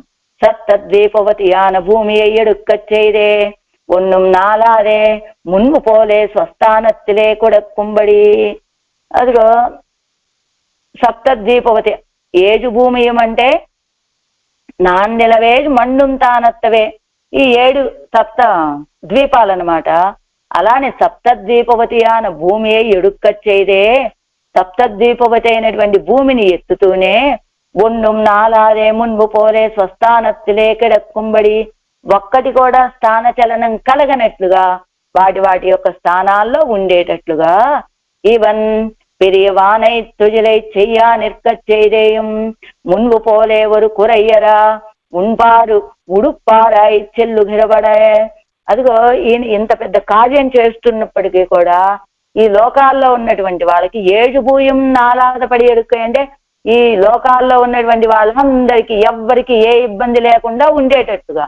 ఎలాగా నిద్రపోతున్నటువంటి వాళ్ళు నిద్రపోతూనే ఉన్నారట, ధ్యానం చేసుకునే వాళ్ళు ధ్యానం చేసుకుంటూనే ఉన్నారట, అదిగో యాగాలు చేసుకునేటువంటి వాళ్ళు యాగాలు చేసుకుంటూనే ఉన్నారు.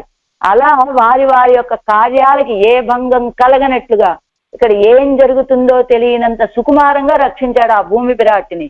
అదిగో మున్పు పోలేవరు కురయ్యరా ఉన్బారు ఉడుప్పారా ఇచ్చెల్లు గిరపడి. పూర్వంలాగానే పూర్వం ఎలా భూమి ఉన్నప్పుడు ఎలా ఉన్నామో మనందరం, అలాగా మళ్ళాంటి వాళ్ళకి ఏ కొరత తెలియనట్లుగా, ఏ ఇబ్బంది తెలియనట్లుగా, ఎలా ఉన్బారు తినేటువంటి వాళ్ళు తింటూనే ఉన్నారు. ఉణుప్పారా ఇచ్చెల్లు గిరపడి, అదిగో మేము బట్టలు కట్టుకుంటున్నామండి అని ఏదో కార్యాలు చేసుకునే వాళ్ళు ఎవరి పనులు వాళ్ళు చేసుకుంటూనే ఉన్నారు. అలా వారి యొక్క కార్యాలు చెడకుండా ఉండేటట్టుగా రక్షించాడు ఆయన.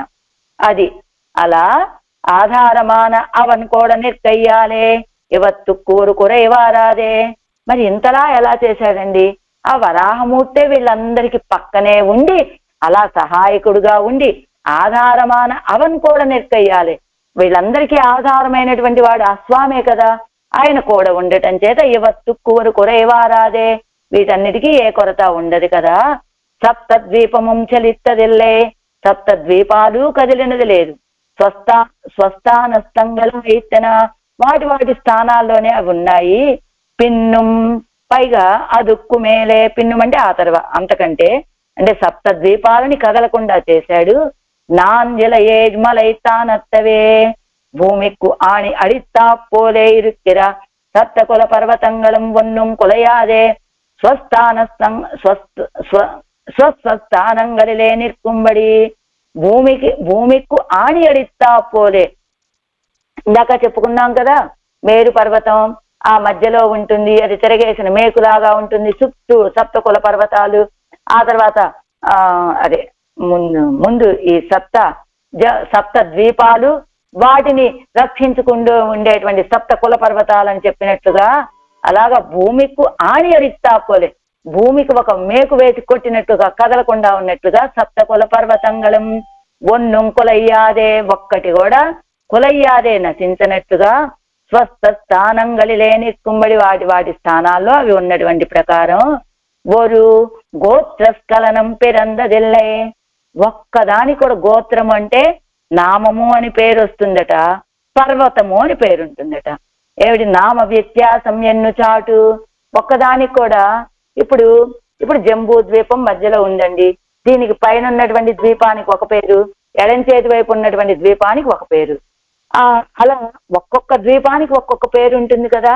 ఈ భూమి పిరాటి నేను రక్షించేటప్పుడు ఇవన్నీ చిన్న చిన్న గోళీలాగా ఉన్నాయనుకోండి, ఇలా ఈయన రక్షించి పైకెత్తే సమయంలో గోళీలు అంటే ఏమవుతాయి, అటు ఇటు ఇటు అటు కదిలిపోతూ ఉంటాయి కదా.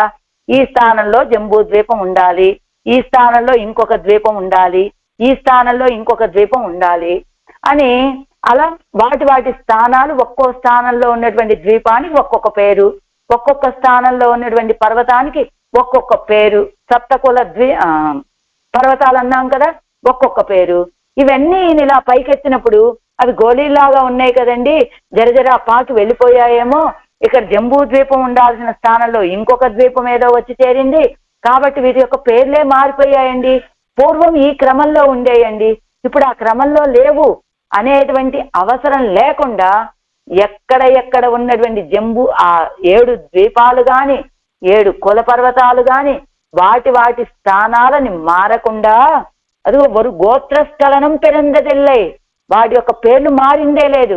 ఎక్కడ పూర్వం ఏ స్థానాల్లో ఉన్నాయో ఆ స్థానాల్లోనే ఉన్నాయి.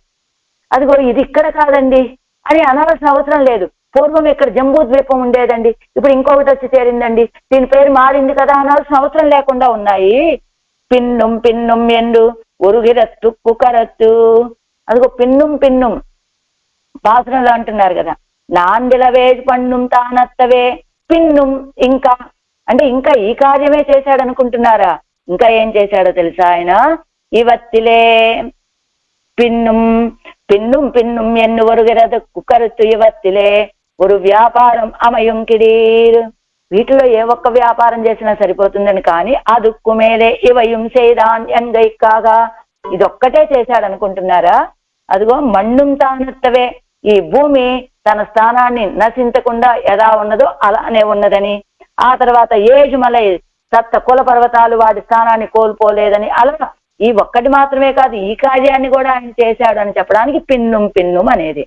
అంతేకాదు ఏమండి, పర్వతాలు ద్వీపాలు అంటే అవి స్థిరంగా ఉంటాయండి, ఘన పదార్థాలు. కానీ నాందిలయే కరల్తానత్తవే అవైతాన్ కాఠిన్యత్తాలే కులయాదే వజిందదు ఎన్న ఉమామిరే அதுவும் எல்லை இரே இருக்கு திரவ திரவியமிரே ஜலம் அதுவும் స్వస్థానత్తిలే కెడక్కుంబడియాగ. అది అవంటే ఘన పదార్థాలండి. ఒక ప్రాంతం ఒక పర్వతం అంటే ఘనం కదలకపోతే ఆశ్చర్యమే ఉంది. కానీ ద్రవ ద్రవ్యం కదా, సప్త సముద్రాలు కూడా కదలకుండా వాటి వాటి స్థానాల్లో ఉన్నాయి కదా. మరి ఇదేలాగా? అది కూడా స్వస్థానత్తిలే కెడక్కుంబడియాగా, ఆ సముద్రాలు కూడా తాము యొక్క స్థానాన్ని కదలకుండా స్వస్థానాల్లోనే ఉండేటట్టుగా. అవత్తిన్ కాఠిన్యముం ఇవత్తిన్ ద్రవ్యత్వముం అప్రయోజకం అవన్ తిరువుళ్ళక్కరుత్తు యాదండు అదువే కార్యకరమావదయంగే. అవి సముద్రం అంటే ద్రవ ద్రవ్యం అండి, పర్వతాలంటేనేమో ఘనద్రవ్యము అని. ఇది ఘనద్రవ్యం కాబట్టి కదలలేదు, అది ద్రవద్రవ్యమైనటువంటి ద్రవద్రవ్యం అయితే కదలాలి కదా, అది కదలలేదు. అంటే ఘనద్రవ్యమైన ద్రవద్రవ్యమైన అన్ని ఆయన యొక్క తిరువుళ్ళ కరుత్తు, ఆయన మనసులో భావనను బట్టి ఆయన చెయ్యాలనుకుంటే అది ద్రవద్రవ్యమైన కదలదు, ఏది ఘనద్రవ్యమైన కదలదు. అంతే కదా. ఏది పరమాత్మ ఒక వ్యక్తికి మోక్షాన్ని ఇచ్చాడు అంటే ఆయన చాలా పుణ్యాన్ని చేశాడు కాబట్టి అండి ఆయనకు మోక్షాన్ని ఇచ్చాడు. ఈ వ్యక్తి చాలా పాపాలు చేసినటువంటి వాడు కాబట్టి ఇతనికి నరకాన్ని ఇచ్చాడు అని చెప్పుకోవడానికి ఏమన్నా ఉన్నదా? ఇతను చాలా పాపాలు చేశాడండి, అయినప్పటికీ ఆయన మోక్షాన్ని ఇచ్చాడు. ఎందుకని? ఆయన తిరువుళ్ళం, ఆయన ఇవ్వాలనుకున్న వాళ్ళకి ఇస్తాడు. ఇతను పుణ్యం చేశాడా పాపం చేశాడా అనే తారతమ్యం లేదు. అయినా ఒక వ్యక్తి పరమపదానికి వెళ్ళాలి అంటే, మోక్షాన్ని పొందాలంటే పుణ్య పాపే విధూయ అని అది ఆయన యొక్క అనుగ్రహమే కారణం తప్ప అసలు పరమపదానికి వెళ్ళేటువంటి జీవుడికి పుణ్యపాపే విధూయ అని ఉపనిషత్తులు చెప్పినట్లుగా పుణ్యము ఉండదు పాపం ఉండదు. ఏమిటండి వాడు పరమపదానికి వెళ్ళాడంటే కారణం ఆయన యొక్క అనుగ్రహమే. అలానే ఇది ద్రవద్రవ్యమా ఘనద్రవ్యమా అనే తారతమ్యం లేదు. ఆయన మనసైతే దేన్నైనా సరే అలా చేయగలిగేటువంటి సామర్థ్యం. అవన్ తిరువుళ్ళ కరుత్తు యాదండు అదువే కార్యకరమావదు. ఆయన మనసులో భావనే తప్ప అదే కార్యక్రమం అవుతుంది తప్ప అది ఘనద్రవ్యమా ద్రవద్రవ్యమా అనే తారతమ్యం లేదు. ఇవై ఇప్పటికిరక్కిరదు అవన్ అవహిత నాయికొండు రక్షిక్కుంబోదో ఎన్నిల్ ఊండి ఇడందు ఎయిత్తిల్ కొండనాలే. అదిగో ఏమండి, ఇవన్నీ కూడా ఎక్కడివక్కడ స్వస్థానాల నుండి పక్కకు జరగకుండా ఉన్నాయి అంటే కారణం ఏమిటి? చాలా జాగ్రత్తగా ఎత్తాడు ఆ భూమి విరాట్ని. అలా అవహిత నాయకుండు చాలా జాగ్రత్తగా దీన్ని ఎత్తేటప్పుడు చాలా జాగ్రత్తగా చెయ్యాలి అనే భావంతో చేశాడు ఆయన. అంటే ఊండీడెందు ఎయిత్తిల్ కొండనాలే మరుపాడురువా ఉరువత్తై కుంబడి కుత్తి అండబిత్తి నిన్నుం బొట్టు విడువిత్తు ఏడుత్తు ఎరట్టు ఎయిత్తిలే ఎత్తికొండు వ్యాపరిత్త పోదు మಣ್ಣెల్లాం ఇడంతెడుత్తు మదంగల్ செய்து ఎంగిరపడియే. ఎలా చేశాట? ఆ భూమి పిరాటిని రక్షించే సమయంలో ఎంత అవహితన అంటే చాలా జాగ్రత్తగా ఉండి ఈ కార్యాన్ని చేశాడా అంటే, రక్షించబోయేది తన భార్యని కదా, ఒక్క నీటి బిందువు కూడా పక్కకి తొళ్ళకూడదు, ఒక్క మట్టి రేణువు కూడా పక్కకి కదలకుండా ఉండేలాగా ఈ కార్యాన్ని చెయ్యాలి అనుకున్నట్ట. ఎందుకని? లోపల పడి ఉన్నటువంటి తన భార్య కనుక. ఆ భార్యని రక్షించే సమయంలో ఏ వస్తువు ఎక్కడున్నది అక్కడే ఉండాలి, ఎక్కడ ఉన్నటువంటివి అక్కడ వాటి స్థానభ్రంశం జరగకూడదు. అంటే ఏదైనా ఒక కార్యం చేసేటప్పుడు చాలా జాగ్రత్తగా చేయాలి, పక్కనున్న వాడికి ఏ వస్తువుని నష్టపరచకుండా ప్రమాదం జరగకుండా చేయాలి అనుకున్నట్లుగా ఈయన కూడా ఒక్క నీటి బిందువు జలంలోంచి బయటికి తీసుకొస్తాడు కదా భూమి పిరాటిని తన దంతాల మీద ఎక్కించుకొని, ఒక్క నీటి బిందువు కూడా బయటపడనట్లుగా. ఇదిగో మన్నుం తానొత్తవే అన్నారు.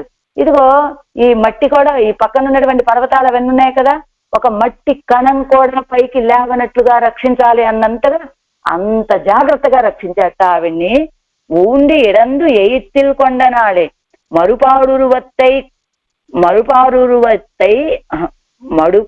మరుపాడు ఉరువత్తై కుంబడి కుత్తి అంటే ఎలానట, ఎంత జాగ్రత్తగా ఆవిడికి ఏ ఇబ్బంది కలవనట్లుగా గుద్దాడు అంటే ఏదో ఇష్టం వచ్చినట్లుగా ఆవిడికి దెబ్బ తగిలి ధ్వంసమయ్యేటట్లుగా గుద్దటం కాదు, చాలా సుకుమారంగా దాన్ని తోసి అండబెత్తి నిన్ను ఒట్టు విడివిత్తు ఎడుత్తు ఎరిట్టు ఆ అండబెత్తి నుండి విడిపించుకొని అండబెత్తికి అతుక్కొని ఉన్నటువంటి భూమి బ్రాట్ని విడిపింప చేసుకొని విడివిత్తు ఏడుత్తు పైకి తీసి ఎరట్టు ఎత్తిలే ఎత్తికొండు వ్యాపరిత్తపోదు అలా పైకి తీసి తన దంతాల మీదకి చేర్చుకునే సమయంలో మన్నెల్లాం ఇడందెడుత్తు మదంగల్ செய்து என்கிறபடியே ఎవరు తిరుమంగయ్య ఆళ్వార్ల పాసురం.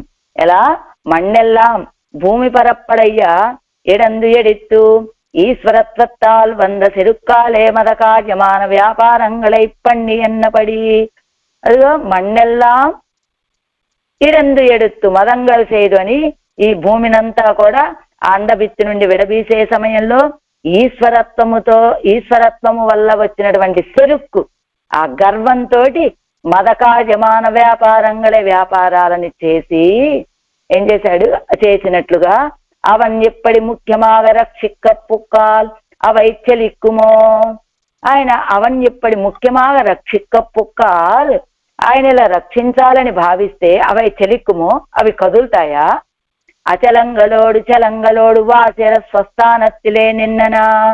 అదిగో ఇవి అచలమా ఇవి చలమా అంటే కదిలేటువంటివా కదలనటువంటివా అనే తారతమ్యం లేకుండా అవన్నీ కూడా ఆయన ఈ రీతిగా రక్షించాలి, ఏవి ఎక్కడ ఉన్నటువంటి వాటిని అక్కడి నుంచి కదలకుండా రక్షించాలని ఆయన భావిస్తే అచలమైనటువంటి పర్వతము కదలదు, ద్రవద్రవ్యమైనటువంటి సముద్రము కదలదు, ఏవి ఎక్కడ వాటి స్థానాల్లో ఉన్నటువంటి కొంచెం కూడా చలనం లేనట్టుగా వాటన్నిటినీ రక్షించాడు స్వామి. ఆ భూమి పిరాటిని రక్షించే సమయంలో వరాహావతారం ఎత్తి నాంజలవే మண்ணும் தான் அத்தவே பின்னும் நாஞ்சலையே மலை தான் அத்தவே பின்னும் நாஞ்சலையே கடல் தான் அத்தவே அப்பன் ஊன்னி இடந்து ஈத்தில் கொண்ட நாளே. ஆழ்வார் எம்பெருமானார் ஜீயர் திவ்ய திருவடிகளே.